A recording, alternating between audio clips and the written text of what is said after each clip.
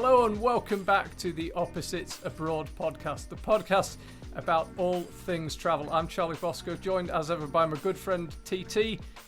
So today we are talking about how to find the best local food while traveling. Every week on the podcast we'll have a different topic. We might have country profiles. We're going to do some interviews at some stage.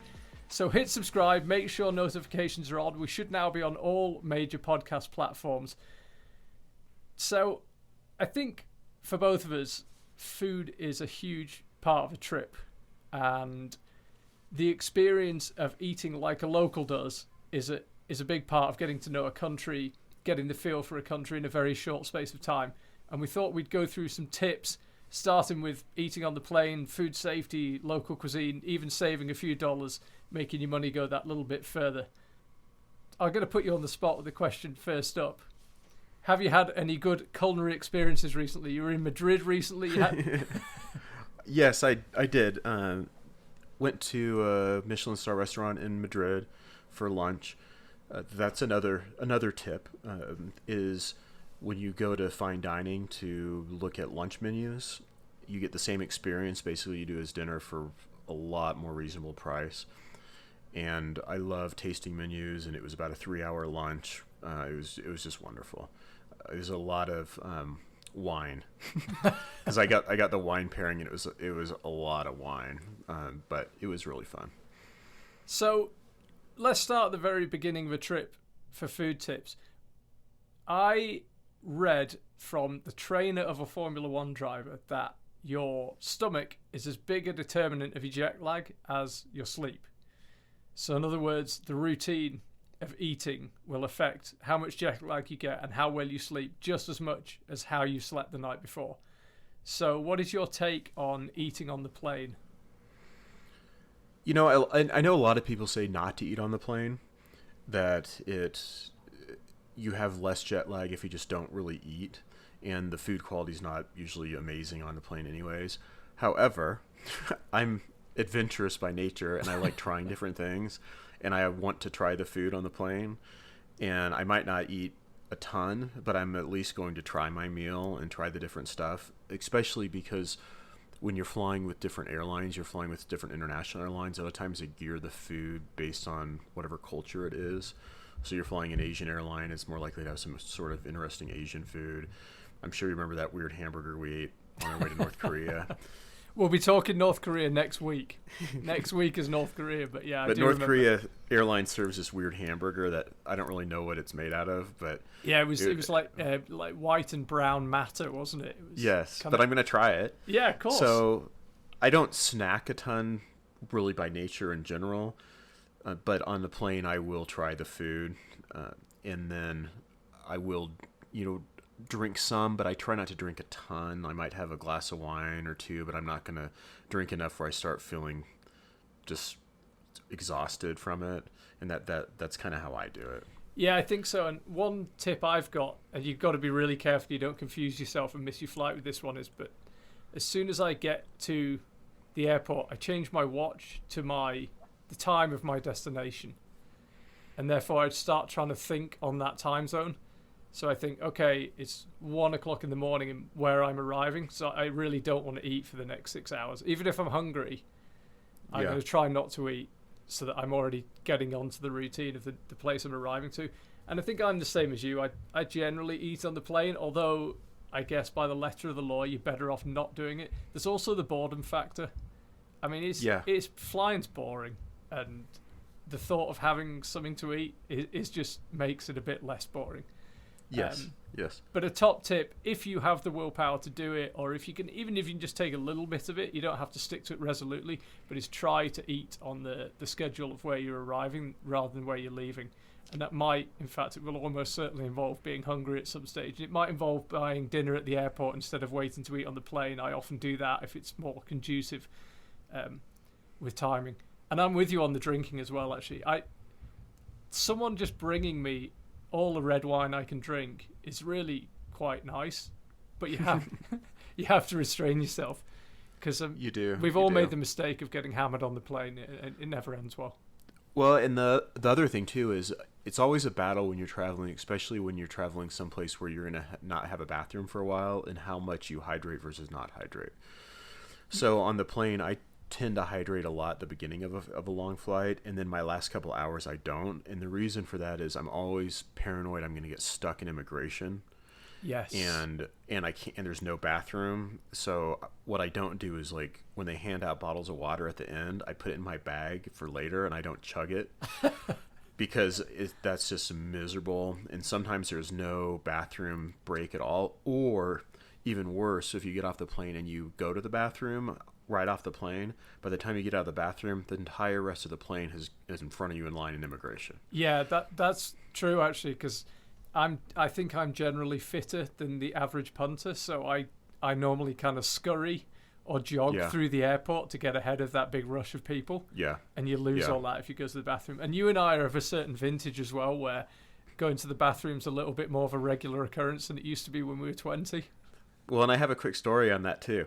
One time I was traveling with somebody, and they stopped to use the bathroom, and I went on ahead, went and was waiting in baggage claim, and Franz Ferdinand walked by me, the band. And I stopped and chatted with them, and by the time the bathroom was free and they were gone, and I was like, guess who I just hung out with for a few minutes was Franz Ferdinand while you were in the bathroom. And it was really fun, and if I had stopped to use the bathroom, I would have missed that opportunity. I would not know Franz Ferdinand if they walked into my house right now. I'm impressed you recognize him. I know that song. Well, one of the guys has a neck tattoo.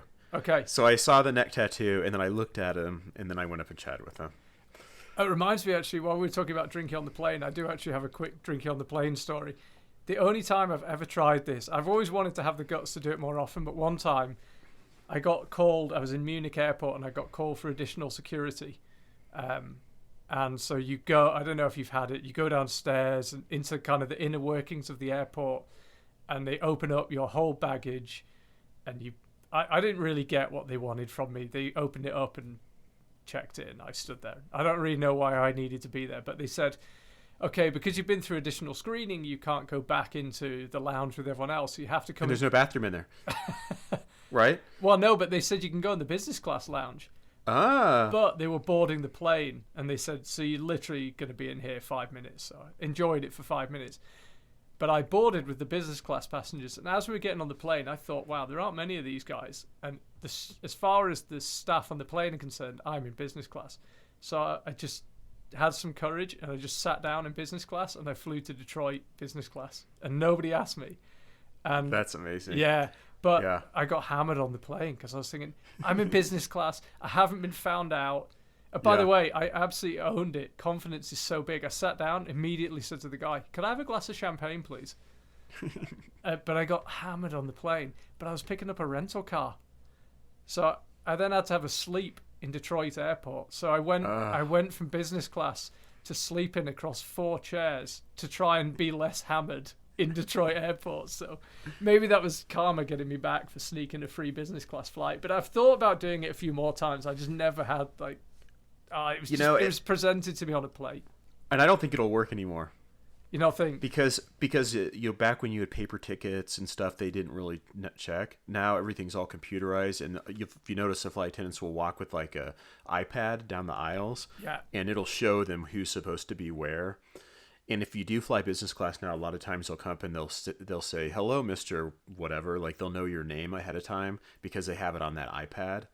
So I think if you're sitting somewhere you're not, they'll see it. I think that era of being able to do that is probably past. Well, at least on most airlines. I had my chance. I took it, and for the rest of my life, I can say I got a free business class flight. So I'll take it. I can't reveal which airline it was. They might come back and sue me. You never know about it. The CEO might be a big fan of the Opposites Abroad podcast. That's true. Okay, so that's eating on the plane. So ideally, eat on the time zone you're headed to.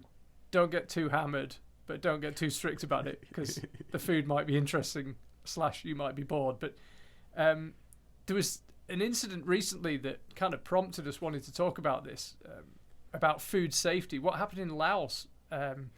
with the poisoning, it sounds like you've read a lot more about it than me, but yeah, there's what, 4 fatalities recently from people drinking. Was it contaminated alcohol? It was, and I felt like it was 6 or something. But it was young people in a hostel. They made alcohol. The hostel either made alcohol themselves or bought it from somebody locally that made it incorrectly, and it was poisonous and killed, unfortunately, some young people that were staying at the hostel. I actually posted a little thing on Instagram, a little reminder about what not to do when you're traveling when it comes to alcohol. The main thing is open things yourself. Yeah. Don't take some drink. I mean, it depends. You're at the Four Seasons in Tahiti and they hand you a drink when you check in. It's probably okay. You're at a hostel in Laos and you look around, everyone else is like 20 years old and wearing backpacks. I'd probably be a little suspicious of that. You just don't know what's in stuff. That's why beer and wine are good for those reasons. Yeah, so be suspicious to an extent of alcohol unless you're absolutely sure where it's come from. Well, and another thing with that too is I'm always worried about ice. Yeah. So I love a cocktail. I love gin and tonics. They make me supersonic, as Oasis says. But I very rarely order cocktails when I'm traveling unless it's in a place that is just a really, really developed area. I'm not going to order a cocktail in a, I hate to use the term third world country, but I'm just not going to do it because I don't know where the ice came from. And I don't know where the ice was made and what's in it.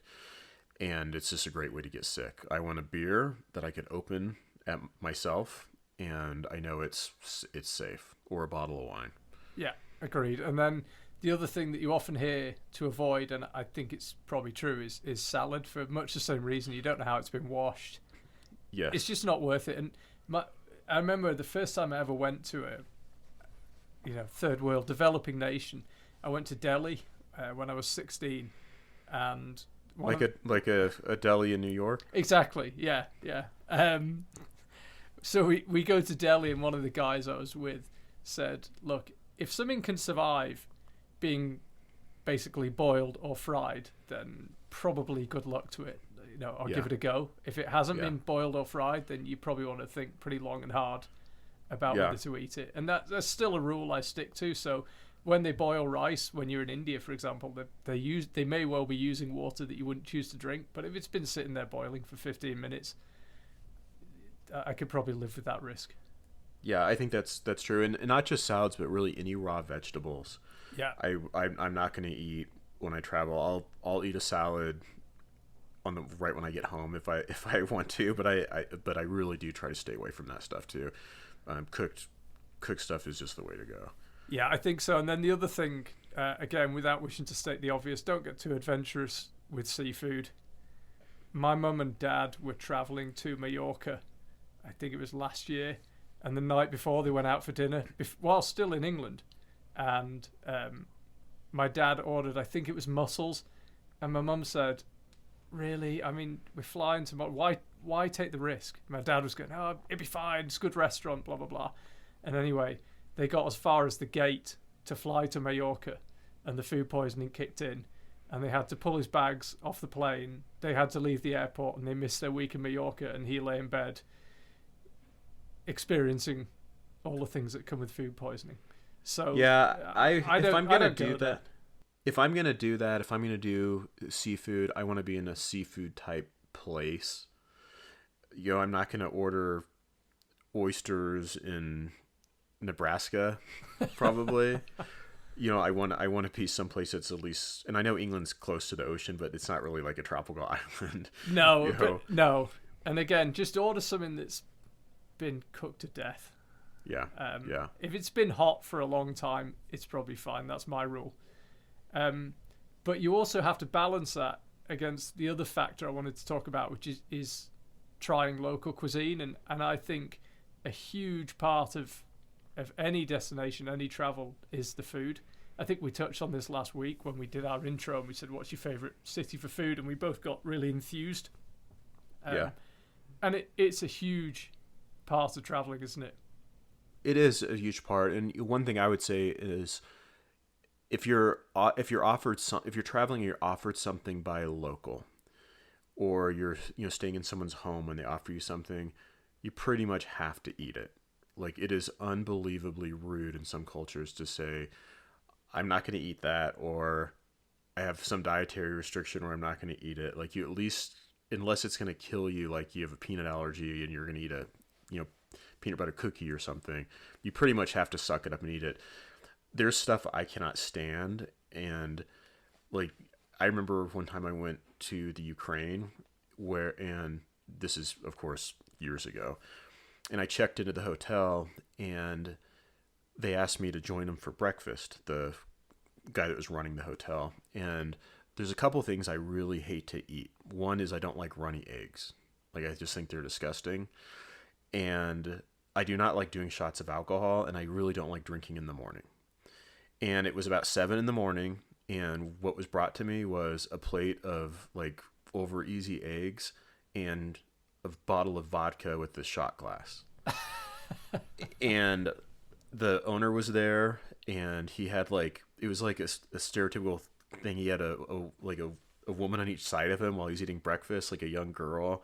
Like, it was like the weirdest thing. But I had to eat those eggs, which I thought were awful, and while I'm doing shots with him, and at 7 a.m, and I felt so sick. And I remember going outside, and the sun was coming up, and I just felt awful. And it's the price you pay to see the world and not be rude, and not have him later looking at and judge other travelers as that we don't appreciate something that is important to him that he likes to do. And the other thing is, that's a nice story and a nice memory for you. And had you said no, you'd have just gone and found some generic breakfast somewhere. But as it is, you'll probably never forget having breakfast in Ukraine. So I won't. It was a very surreal experience. Yeah. That actually reminds me of a Paris story that I have. And it wasn't me, but it was someone I work with that wasn't super well traveled, and went with his wife to Paris for a week. The first night they go to a restaurant, they have a bad experience with the waiter. It's Paris. And I remember you told me years ago how to say like a table for two in French, and which I still don't remember how to say. And when I am traveling somewhere, especially somewhere in France, I go up and I say hello, and I ask for a table and two in French, and then I might ask if you speak English in French, and I'm very I'm well dressed, and I'm soft spoken, and I've always got wonderful service, and I've had great experience in France. I don't think they did that. I think they went in and they were loud and just walked in, howdy, hey y'all, and they had a really bad experience. So they didn't go back. Keep in mind, they were there for a week, so that's 14 dinners and 14 lunches. For those 14 dinners and lunches, they went to TGI Fridays. Oh no! For the entire week, for every single meal. And he was telling me this, and I was thinking, how could you even do that? Like I'm not against someone going to TGI Fridays in Paris if you've been eating other stuff and you're just like, you know what, I'm tired of eating fine food. I want something one time. I've had a few Burger Kings in China. Sometimes you just need a Burger King. Or you want a McDonald's or something. Or you want a TGI Fridays once. Yes. Yeah. Okay. But to do it every single meal, and I just felt like that's so sad, and they missed out on such a big part of French culture by not trying different things. And what's the worst? And to me, what's the worst thing that happens? Unless you order something crazy and you get sick, which you wouldn't happen in Paris. You order something and you didn't really like it. That's the worst thing that can happen. That's really not that bad, because at least you tried something new. Travel is not about being in Paris and having your picture taken. It's about smells and sounds and tastes, and you've just removed one sense. Well, in fact, two: smell and taste, from the whole experience of the travel. So there's no problem with getting a TGI Fridays when you've had enough of experimenting and you just want something familiar. But that blows my mind. The person who had a really good take on this, he had a good take on a lot of things, was Anthony Bourdain, who a lot of people listening to this will know him. He was a travel presenter, started out as a chef, and I'm sure he'll crop up a lot on this podcast. He ended up killing himself in 2018, I think it was. But his take on how to find good local food was, he said he just asked people what their grandma would cook them. And when he's traveling around the United States, and obviously the last few years of his life were in the Trump years, and he was not a Trump fan. And he said, if I meet someone who I know voted for Trump, I want to just shake them. But if you say to them, if I was here and your grandma was cooking, what would she cook? Suddenly we've got common ground, and they'll enthuse about, oh, she used to make this, she used to make that, and I'm going to make it for you, and suddenly you've found common ground. And I always try to think, when I meet someone, I'm in a new place, if I talk to one of these people and ask them what their grandma would make, that's what I'll eat. And I think it's so true. Yeah, it is true. And I go to North Carolina fairly often, and I don't know that I have a lot in common with some people, especially in rural North Carolina, because I'm from Denver, which is just different. But if I start talking to them about barbecue, which is a big deal in parts of North Carolina, their whole attitude changes, and we can kind of find common ground on that. And that's what Anthony Bourdain was so good at, is finding common ground with people. Yeah, I think so. Based on food. And his other theory of eating, which I've always tried to stick to, is what does this place do best? So you may not be a huge fan of German cuisine or English cuisine or whatever it is, but just eat it when you're there. So when you go to England, you can have a Michelin-starred meal anywhere. But when you go to England, at some stage, you need to have fish and chips, and you need to eat it out the newspaper.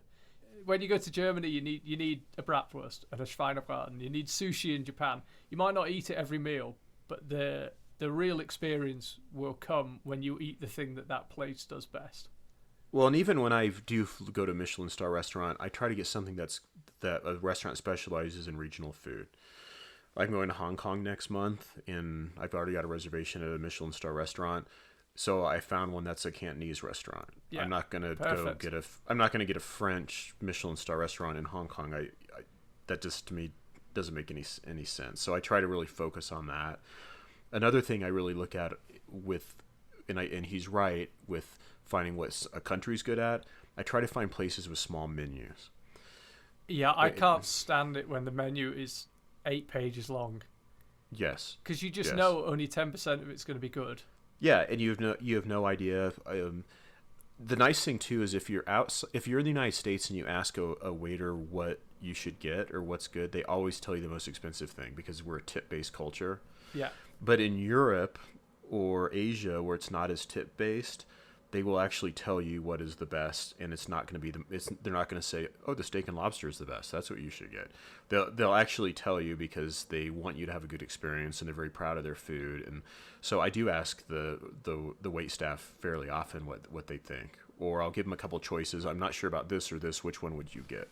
Yeah, and another thing I'd also recommend to people as well is try and get away from those centers, those famous spots. If you're in a city that's based around a square, don't eat on the square because you invariably are going to get a toned down version. I trend to, even if you walk a block away and you just wander around, and if I'm in Germany, I'll listen out for German. If you're in Poland, listen out for Polish. And if you can hear where the locals are eating, and it doesn't have a flashy sign, and it doesn't have a board outside advertising, it's just full of people that look like they come from that place and they're enjoying their food, that's where you want to eat. I agree. I do the same thing. You want to stay away from the big squares. You don't want to eat a block from the Louvre. You're exactly right. I do the same thing. And we already talked a little bit about saving money, and one of your suggestions was going out for lunch instead of dinner. Any other top money-saving tips? Because there's very few, I was about to say very few of us, but that makes it sound like I'd be one of them. There's very few people that travel without any budgetary restrictions at all. No, it's true, and part of it is I just don't want to eat a ton of food when I travel. I do try to stay in shape, but I generally, when I travel, I eat 2 meals a day. So if I get free breakfast at the hotel, I eat my free breakfast, and then I might have a little something during the day, but maybe not. And by little might be just like a little piece of candy or something. And then I have dinner. So when that happens, I'm paying for one meal. If I don't get a breakfast with the hotel, I will generally have lunch and dinner, and I just have an early lunch, and then I have dinner, and I have two meals. What I don't do is have a big breakfast, go have lunch, and then go have dinner. Especially if you have kids, and you can't eat anywhere at lunch for any kind of reasonable thing if you've got 3 or 4 or 5 people. It's just impossible. So that's kind of what I do, and then I don't feel like I came home and I gained a ton of weight and I'm way out of shape because I've been walking a bunch and I'm watching kind of my meals. That's and that can actually, just doing that, having free breakfast at the hotel and just paying for dinner can save you half your food expenditures over the course of your trip. Yeah, and the problem is as well, anytime you're somewhere nice, it's probably expensive to be in that nice place. It is expensive, and you can do other things. I mean, you can go get stuff at the grocery store. You can go sit in a park. I think you were the one who told me years ago when you're in Paris, you get a rotisserie chicken, and you go sit in a park and eat it. Oh, it's incredible. And a baguette. And if you feel a baguette or a bottle of wine. Flush, yeah, you can buy a bottle of mayonnaise as well. And then you've got, I mean, a rotisserie chicken, a baguette, and a tub of mayonnaise. You've got one of the best dinners you have anywhere. Yeah, when I was in Bordeaux a few years ago, I went to Gordon Ramsay's 3 Michelin star restaurant one night, which was unbelievably expensive, but it was great. And then most other nights, I went and got a block of cheese and a piece of bread and a bottle of wine, and just enjoyed it in my room. And I think those meals maybe cost me $10, and they were just amazing. And you're a fan of. I think this is probably one area where we differ. You're not big at nightlife, hey? You like drinks in the room as a way of saving a bit of money. It's not the money so much. I'd say I'm a friendly introvert. So I'm very friendly if I meet you. I'll chat with people and stuff, but people drain me, and by the evening I'm over it. I'm done. I don't want to go sit in a bar and have some weird guy come up and talk to me about my tattoos. Like, I just would rather not do it. So, and it's some of it's just safety too. I don't want to be. Bad things happen at night when you're traveling. It's hard to tell the bad neighborhoods sometimes. You're wandering back from your hotel, you get jumped, you get beat up or robbed. Like, I would rather just hang out in my hotel room and have some alone time. And I certainly don't mind drinking by myself. It's true about the bad neighborhoods. I mean, do you remember when we met up in Hollywood? Yeah. And I felt it was pretty dangerous walking down. We were on Sunset Strip, weren't we? Yeah. And we ended up in that place where do you remember the guy came in and he'd been in the joint for 5 years or something, and he was trying to get the waitress to go home with him, and yeah, it was pretty sketchy. And Hollywood's supposed to be the, where all the rich and famous live. So you never do know. I suppose I'm a little bit more. I'm not a night owl by any means, but I do like bars. I really like bars. I know you do. But and I like. Well, another thing too is I generally don't, for dinners and bar stuff, I don't go that far from the hotel. I'll kind of explore whatever neighborhood I happen to be staying in. So if I do go someplace, I don't really go to the hotel bar very often. That's not no, there's something really soul. It's like drinking in an airport or a hotel bar. Yeah, the only time I really go to a hotel bar is if I have like a voucher for like a free drink. But otherwise, I'll try to find something maybe a couple doors down and go grab something there. But generally, I just prefer to drink in the room. I really do. Yeah, I really wish I did. I mean, a bit like restaurants as well, though. I like, and this might catch up with me one day. Touch wood, I've never been mugged. Never had any trouble. I think I nearly got mugged in La Paz in Bolivia once. But I kind of saw them coming, and I was with another person, and we kind of looked at them, and I feel like they could definitely have taken us, but they probably felt like they were easier targets than two young guys who clearly knew they were coming. But I remember just recently, I live in BC and I was in North Vancouver. I thought to myself, right, I've got a big day tomorrow. I'm going to get to bed early, and it lasted, I'm going to say 7 minutes, could have been 8. It certainly didn't last long. Yeah. And I wandered out into North Vancouver, and I thought, right, I'm going to stay away from this kind of busy, anyone who's been to North Vancouver will know there's kind of a busy strip through the middle of it, and just walked a couple of blocks off. I was walking along, and you just hear the unmistakable throb of music from below, and I managed to find the staircase, go downstairs, and it was like a movie. I walked in, everyone just looks up, guy, and it's just full of exactly the kind of people you expect to find in an underground bar on a Tuesday night. Guy goes, "What's your name?" I said, "Charlie," and he goes, "Sounds like you need a beer."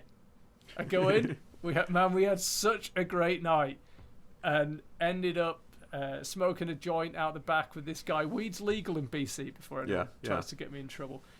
Smoking a joint with this guy. It was all I could do not to end up back at their place for the after party. So I was still in bed before midnight, but I had a great experience. So I am a little bit more keen on going out in the evenings, and again, without compromising your personal safety, I do recommend getting away from those kind of popular bars, the TGI Fridays of bars, whatever the chains are. Get away. I have a less exciting or less fun bar story. Mine wasn't even that fun. It's just recent. I was in Ireland, and I was actually wanted to go get a drink because the British pubs are the best in the world. And if there's one place I want to go get a beer at night, it's going to be somewhere that has ties to England because they're just the best pubs.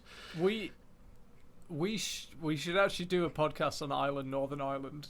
There could be some people listening who will not approve of your suggestion that Ireland has ties to England, but we'll come back to that.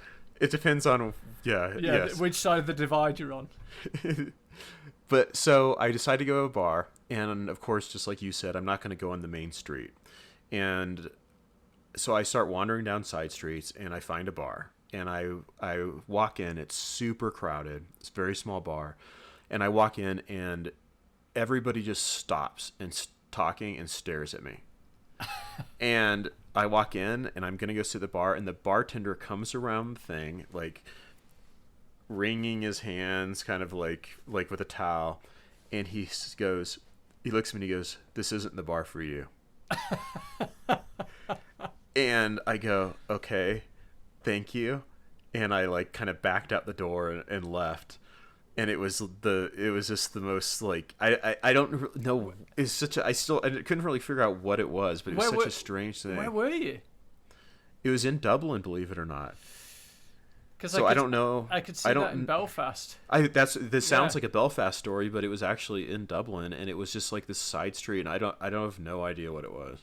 And I'm not, and you see me. I mean, I actually dress pretty European. Like it's not like I'm wearing a cowboy hat when I went in there, but I just wasn't, whatever group that they wanted to be in that bar, I wasn't part of it. Yeah, I get that. Well, again, real life is in these places, and it's true of food, it's true of bars. Real life is always kind of just off to the side of the famous place, or a couple of blocks away from the famous place. And my recommendation is, if you can do it without compromising your personal safety, then just wandering a few blocks and just going and seeing what the locals are doing is the way to go. Before we finish, I do have a Bermuda story when you're talking about food and saving money. And I went to Bermuda, and this is a while back when I really didn't have a ton of money and I was really trying to budget. And Bermuda is just unbelievably expensive for food because they don't grow any food. And if you look at Bermuda on the map, it's way out in the middle of the Atlantic. Bermuda is actually one of the only places in the world that when it was discovered, there was no natives on it. Like nobody had ever been there because it's just so far from everything. I did not know that. Yeah. Yeah. So when you're there, they don't really have like much farming and stuff. Like everything's pretty much brought in. It's kind of like Iceland is kind of that way, but it's just so remote. And I stayed at Airbnb that was a kind of an old mansion that was owned by a retired British couple that were teachers, and they bought it in retirement. Were running this like bed and breakfast basically. So they picked me up from the airport, and one of the first things they said is just be prepared that food is outrageously expensive, and every meal is going to cost you like $100, no matter what you get at everywhere. What? And this was like for a main or the whole bill, or? They basically said no matter what you order at a meal at a restaurant, it's going to cost you $100. And this was years ago, so I don't know if the economy is different. It could be better or worse now. I don't know. But it was just really expensive. So I said, well, what do you recommend? Because the whole reason I'd gone there at the time was because I got a really cheap flight, so it kind of defeated the purpose if I was going to spend hundreds of dollars a day on food. So what they said was, well, there's a grocery store, and they've got a section where you kind of scoop out food where they prepare it, and you can like bring it back to our house and eat it. And I thought, okay, well, I'll try that. So actually what I did every single night, I think I went and had one meal at a restaurant just because I felt weird if I didn't. But after that, I went to the grocery store. I got food, and they had different stuff. Like they'd have like oxtail, or they'd have just like really like actually good food. And I would get the food, and then I would walk, and I'd get beer, and I would walk down, and I would sit on a park bench and look at the ocean while I ate every night. And it was like and I was there by myself, and it was actually some of my more memorable, enjoyable dinners was sitting on that park bench in Bermuda, looking at the ocean, eating food from the grocery store that cost very little. And if I had gone to a restaurant, I don't know that I would have had as much fun. The other thing I did, because it was a bed and breakfast, is it included breakfast, and I ate like everything that they put in front of me. Would you like some more? Like one of those crocodiles that's eating a deer. Oh, it's like, do you want some more toast? Yes, please. Do you want this? Yes, please. And I ate a massive breakfast. I skipped lunch, and then I went and got my dinners and sat and watched the ocean. And I really spent very little money on food, and I had a wonderful, wonderful trip, and I have really good memories of that whole experience. So there's ways you can look at other things. You don't feel like you have to go out to a restaurant. You can always come up with other options too. So I guess the moral of this episode is it might be sitting on a bench with your fish and chips or your rotisserie chicken or the food you bought in Bermuda. It might be a local restaurant, but try and have a culinary experience that is memorable, and ideally like what the locals do. And if you're going to go to TGI Fridays, only go once. I think that's perfect. All right, T, we will speak next week where we're going to talk about North Korea. I can see that becoming 2 episodes. Let's see. But next week, next Tuesday, 24th, Christmas Eve, we'll be releasing our first, possibly of 2, possibly of 3. We shall see episodes about North Korea. But good to see you as always, and good to see you next week. Sounds good. We'll talk soon.